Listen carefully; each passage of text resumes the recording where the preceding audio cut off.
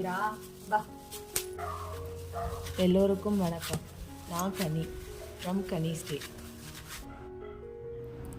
இன்றைக்கி வெள்ளிக்கிழமை நைட்டு டின்னருக்கு நான் என்ன செஞ்சுருந்தேன்றது தான் இந்த வீடியோவில் வரும். உங்களுக்கு இன்ட்ரெஸ்ட் இருந்தால் பிடிச்சிருந்தா வீடியோவை பாருங்கள். சப்போஸ் உங்களுக்கு இன்ட்ரெஸ்ட் இல்லைன்னா ப்ளீஸ் வீடியோவை ஸ்கிப் பண்ணிவிடுங்க. சப்பாத்திக்கு தேவையான மாவு நான் முன்னாடியே பிசைஞ்சு வச்சுட்டேன். இப்போ பன்னீர் கிரேவிக்கு தேவையான காய்கறிகளை முன்னாடியே வெட்டி வச்சுக்க போகிறேன். அப்போ தான் செய்யும்போது ஈஸியாக இருக்கும். தேவையானது நான் என்னென்ன எடுத்திருக்கேன்னா வெங்காயம், தக்காளி, பச்சை மிளகா, 100 கிராம் பன்னீர், தேங்காய் கொஞ்சோண்டு, இஞ்சி பூண்டு பேஸ்ட் வந்து 1 ஸ்பூன்.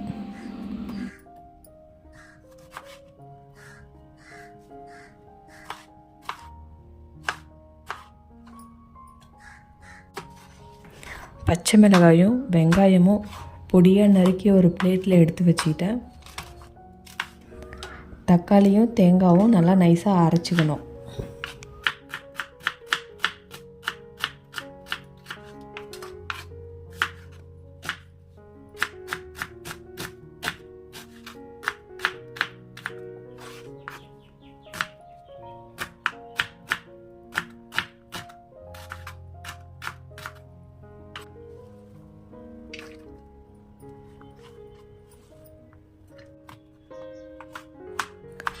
தேங்காய் பெரிய பெரிய பீஸாக இருந்தால் மிக்சியில் போடும்போது நல்லா அரையாதுன்றதுனால சின்ன சின்னதாக வெட்டி வச்சுக்கிட்டேன்.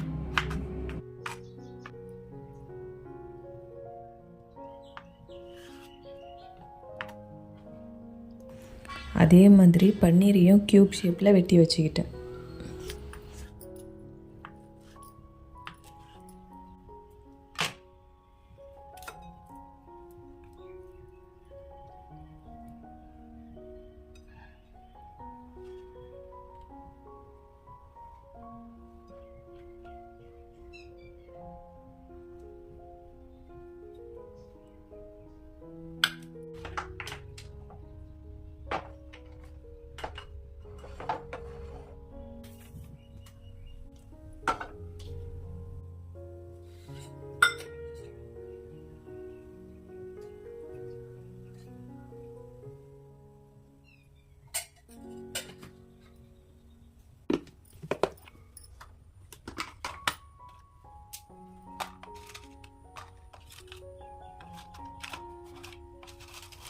வானலில் தேவையான அளவு எண்ணெய் ஊற்றிட்டு பட்டை, கிராம்பு, ஏலக்காய், நறுக்கின வெங்காயம், பச்சை மிளகாய் எல்லாத்தையும் ஒன்றா போட்டு வதக்கணும்.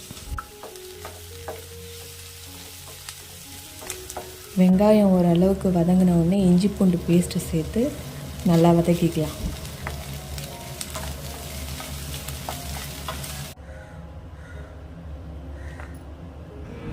வெங்காயம் வதங்குற நேரத்தில் வெட்டி வச்ச தக்காளியும் தேங்காயும் மிக்சியில் போட்டு நல்லா அரைச்சி எடுத்துக்கிறேன்.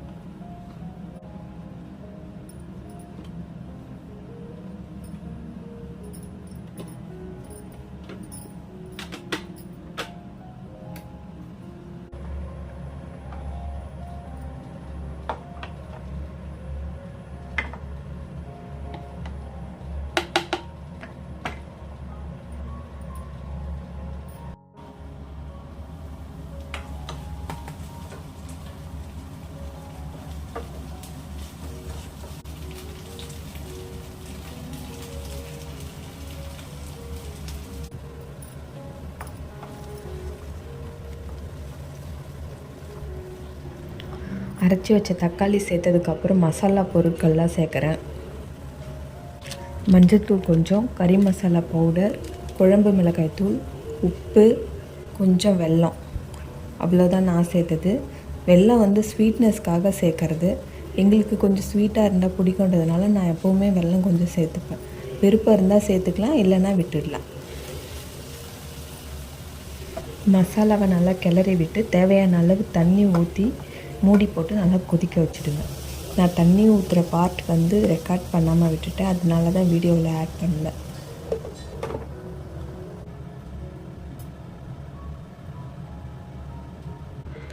குழம்பு கொஞ்சம் நல்லா கொதிச்சதுக்கப்புறம் கஸ்தூரி மேத்தி இருந்ததுன்னா அதை ஆட் பண்ணிடுவேன். நல்ல ஃப்ளேவர் தரும், சூப்பராக இருக்கும்.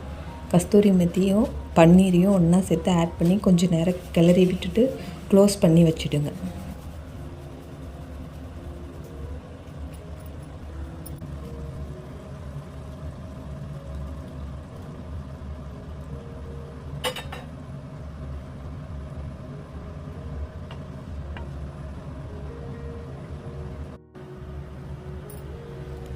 கிரேவி நல்லா கொதிச்சு வந்துருச்சு. என்கிட்ட கொஞ்சம் பட்டர் இருந்ததுனால பட்டர் ஆட் பண்ணேன். நான் ஆட் பண்ணிவிட்டு நான் லிட்டு போட்டு மூடி வச்சிட்டேன். அந்த சூட்லேயே பட்டர் நல்லா மெல்ட் ஆகியிருக்கும். பரிமாறும்போது நம்ம லைட்டாக கிளறி விட்டு பரிமாறினா டேஸ்ட்டு நல்லாயிருக்கும்.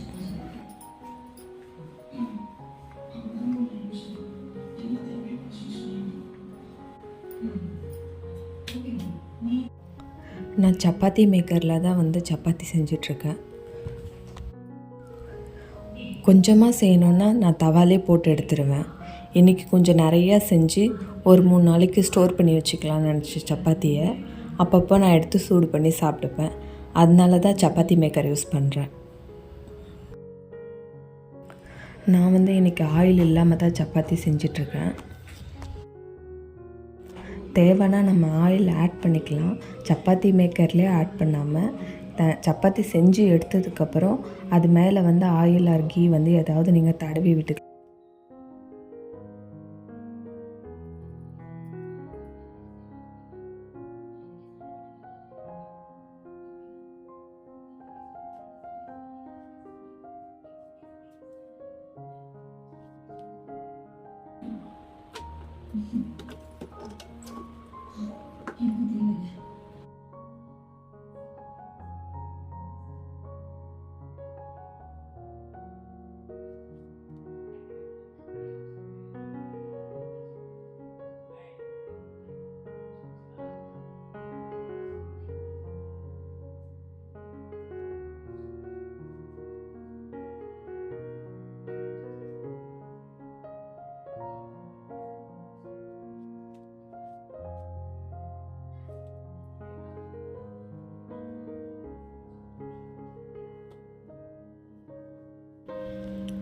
தவாவில் செய்கிறத விட சப்பாத்தி மேக்கரில் செய்கிற சப்பாத்தி தான் எனக்கு ரொம்ப பிடிக்கும். ஏன்னா ரொம்ப சாஃப்டாக இருக்கும். 3 நாள் வச்சுருந்தா கூட நல்லாயிருக்கும். நான் ஸ்டோர் பண்ணும்போது கண்டிப்பாக இதை ஃப்ரிட்ஜில் தான் வைப்பேன். தேவையான போது மட்டும் எடுத்து லைட்டாக சூடு பண்ணிப்பேன். உங்களில் பல பேருக்கு இந்த மாதிரி செய்யக்கூடாது, திரும்ப சூடு பண்ணி சாப்பிடக்கூடாதுன்னு கூட தோணலாம். என்னோடய ரியாலிட்டி நான் என்ன பண்ணுறேன்றது தான் உங்கள் கூட ஷேர் பண்ணியிருக்கேன். நீங்களும் இப்படி பண்ணுங்கன்னு கண்டிப்பாக நான் சொல்ல வரல. இதோடு இந்த வீடியோ முடியுது. இன்றைக்கி வீடியோ உங்களுக்கு பிடிச்சிருந்ததுன்னா லைக் பண்ணுங்கள், சப்ஸ்கிரைப் பண்ணுங்கள். தேங்க்யூ.